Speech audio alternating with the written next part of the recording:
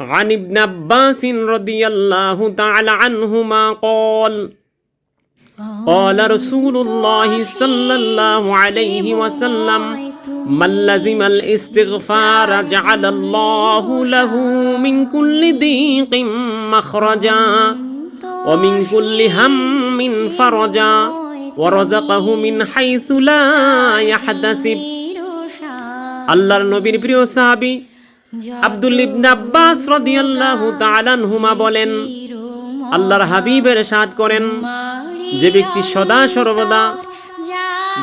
সদা সর্বদা ইস্তিগফার কামনা করবে, আল্লাহর কাছে গুনাহ মাফের জন্য দরখাস্ত করবে, রব্বুল আলামিন এই ইস্তিগফার করার কারণে তাকে ওই বান্দাকে 3টি পুরস্কার রব্বুল আলামিন দান করেন। আল্লাহর হাবিব বলেন, জাআলাল্লাহু লাহু মিন কুল্লি দীকিম মাখরাজা। প্রথম পুরস্কার হলো ওই ব্যক্তিকে রব্বুল আলামিন প্রত্যেক অসুবিধা থেকে মুক্তির পথ আল্লাহ বাতলিয়ে দেন। কোন সমস্যায় পড়লে রব্বুল আলামিন এই সমস্যা থেকে পরিত্রাণ পাওয়ার রাস্তা আল্লাহ রব্বুল আলামিন বাতলিয়ে দেন। দ্বিতীয় নম্বরের যেই পুরস্কার রব্বুল আলামিন ইস্তিগফারকারীদের জন্য বরাদ্দ রেখেছেন, আল্লাহর হাবিব বলেন, ওয়া মিন কুল্লি হাম্মিন ফারজা। ইস্তিগফারকারীর জন্য প্রত্যেক দুশ্চিন্তা থেকে নাজাতের ব্যবস্থা আল্লাহ রাব্বুল আলামিন দান করেন।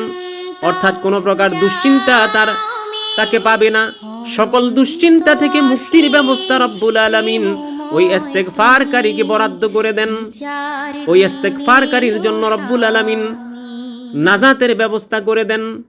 ওয়ারাযাকাহু মিন হাইসু লা ইয়াহতাসিব।